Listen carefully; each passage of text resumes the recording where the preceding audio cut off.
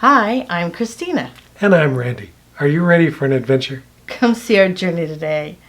If you haven't already done so, please take a moment to subscribe to our channel. Today's adventure will take us to Trinity Lake, California.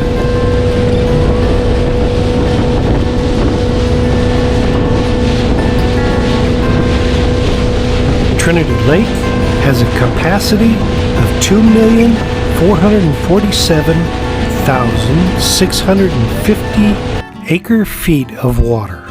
Trinity Lake is located in Northern California, about 3 hours from the Oregon border.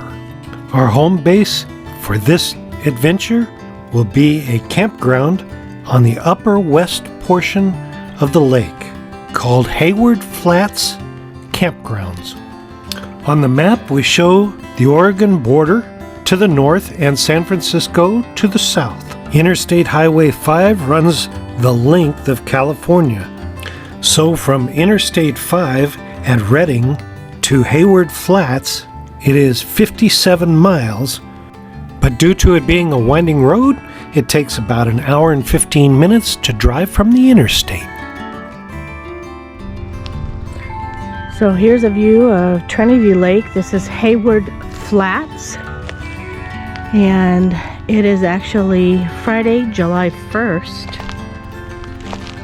And as you can see, there is nobody in here in this campsite area, which I'm surprised, being that it's a holiday weekend starting. And just wanted to give you a view of that. I'm actually walking through the woods to get a view of the lake if I can. We've had to drive down to the lake. It's only about 29% full for Trinity Lake. As you can see from the other side of the ravine, that is where the top of the water line is when Trinity Lake is full. So as you can see, it's been nice and shady. It has definitely been hot, anywhere between 90 and 100. Sometimes there is slight breezes, like today.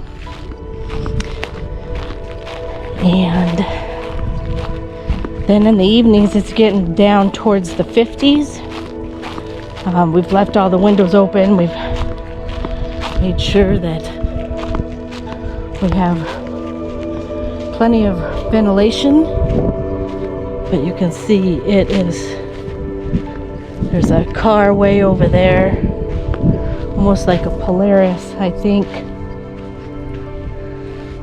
That would be one of the inlets. As you can see from here, there's nothing.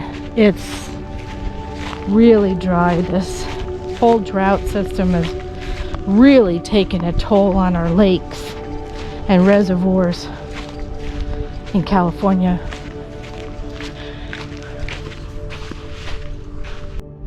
So while the lake has been receding, these are native plants that the indigenous people used as bartering. I don't know the particular name. Trinity Lake is short 1,739,670 acre-feet of water. And where are we going to get that at? The alpine scenery surrounding the lake makes up the Trinity Alps. They were formed by volcanic activity around the time of the Ice Age. Now I'm getting into the iron oxide. If you look at the ground right there, you can see all the fake pyrite, fake gold.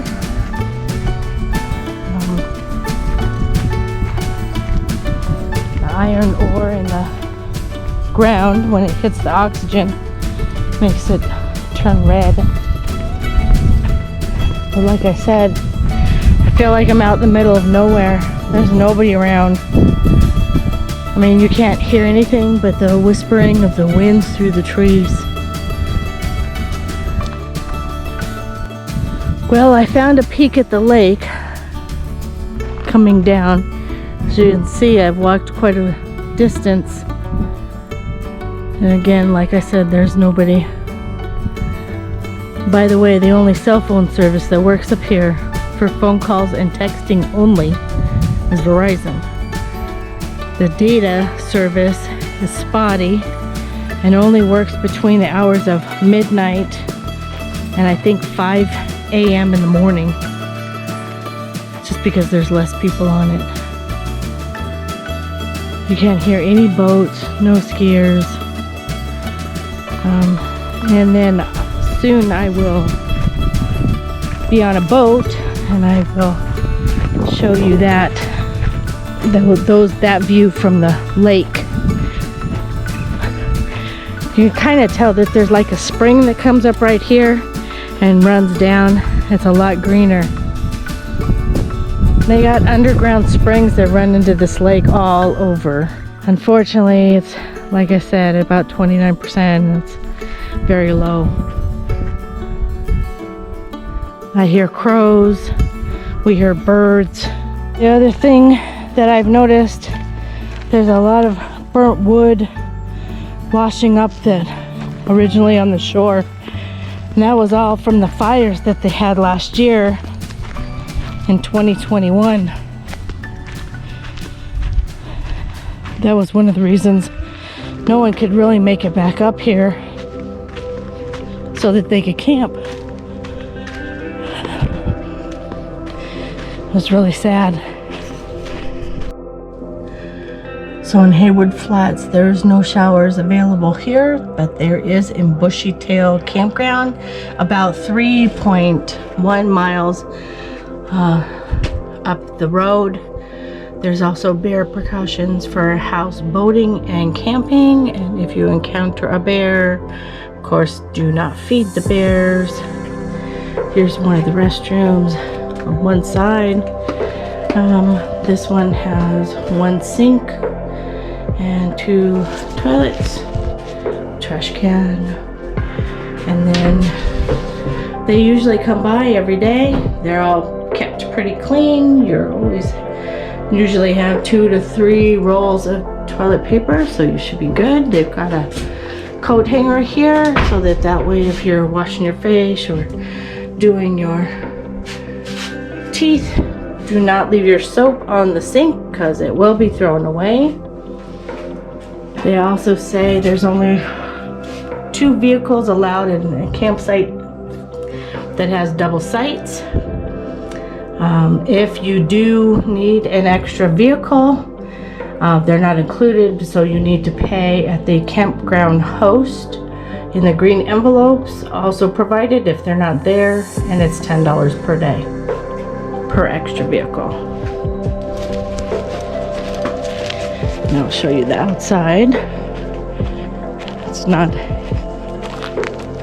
restroom. There's the women's. Of course, I went in. Men's is over there. Men's does have a urinal. Also around on the other side of the restrooms, they have your water spigot, which is here. You can also store your boat trailer. Extra cars can be parked there. Then these are the bear trash cans, and what it is it's to prevent them from getting into the trash. Of course, it doesn't prevent the little varmints from getting in. Anyways, they are double locked on each side, as you can see. And then that way the bears can't get at them. Also at your campsite, they ask that you make sure that all your stuff is locked in one of the bear pit containers, which is over here. And it's locked by a ratchet, so that way the bears can't get in them. Each campsite has no additional hookups as far as like dumping your gray water, or your black water. They have a table, fire pit. Of course, this is a double one that I'm in right now. But here's your bear pit. You put your stuff in there, and it locks by the ratchet that you see right down there. That's pretty cool. Like, there's more people showing up. Not very many, to say the least, really. But the lake is super low. Different campsites, they have these disposable yellow jacket traps, so they're trying to keep a hold on the yellow jackets. And I do see some in the bag. It's you. Okay. Yuck. I didn't see one right in there. Let's see.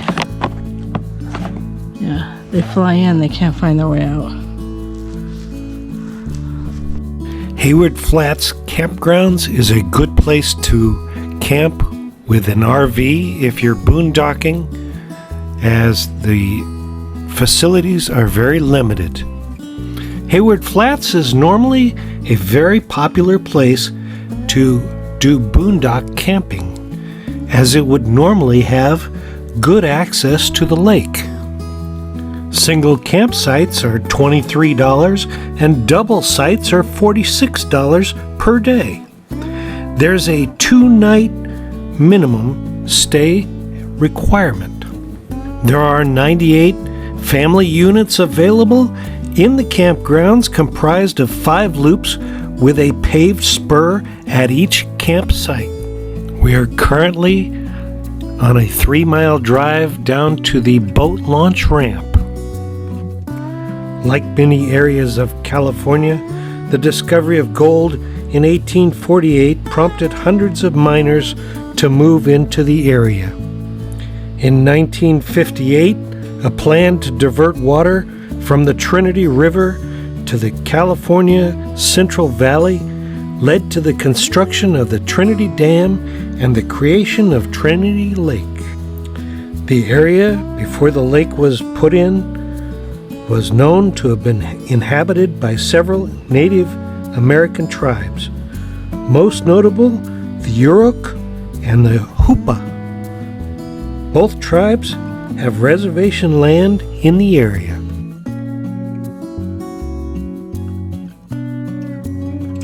Boating on the lake is still currently available, and the boat fees are $10 per day, with only one boat ramp open due to the low water level.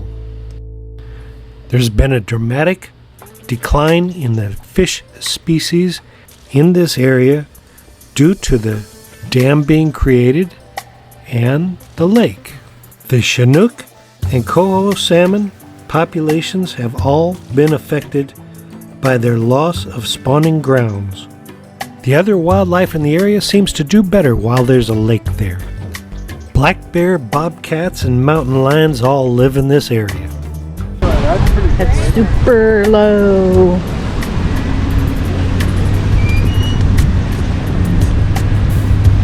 I think this is that Crystal Cove.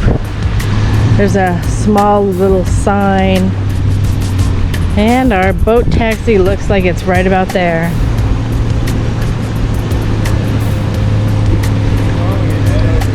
And there's a marina closes at 4. All the transactions are to be completed by 4:30. As I said before, Trinity Lake has a capacity of 2,447,650 acre-feet of water. It is currently at 29% of capacity, which is 707,980 acre-feet of water. And it's dropping every day. The lake captures and stores water for the Central Valley and uses the water for irrigation for farmland. It also produces hydroelectric power for the areas in Northern California. Trinity Dam was completed in 1961. By 1963, the reservoir was finally filled with water.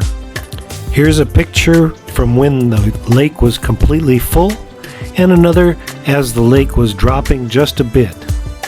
From those pictures, you can see what we've got today is really low.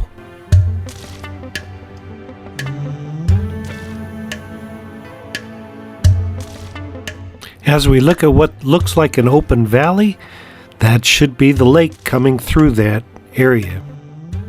And then you can see the tree line, and that's where the water should be. So let's stop and go take a walk on a lake for a change. That's something that would have been unheard of in the past, but now we're going to go walk. Here we're as far back as we can go. Houseboating, speedboating, water skiing are all popular lake activities. Surrounding the lake, visitors enjoy hiking and camping in the pristine wilderness of the Trinity Alps and the Shasta Trinity National Forest. Hopefully, the lake will return soon and the drought will be over with. But in the meantime, we just hope. Looks like somebody's easy up must have blown over or blown out of a shore or the boat and seated itself at the bottom.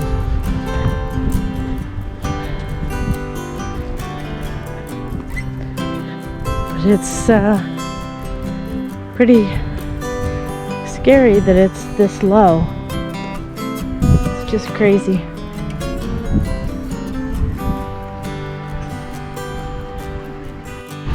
Here's the water inlet to the lake. You can see there's not much runoff.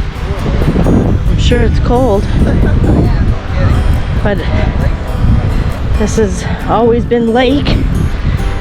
All of this has not seen light of day for quite a while. I mean, can you imagine all this is underwater on an ordinary basis? Looks like there's a boat ramp right up here. Can't use it. The clouds are amazing. Where there was a lake, there's mud, so you better watch where you walk. Water is seriously low. In the shade over there is the marina, Minersville. Beautiful. Beautiful but scary.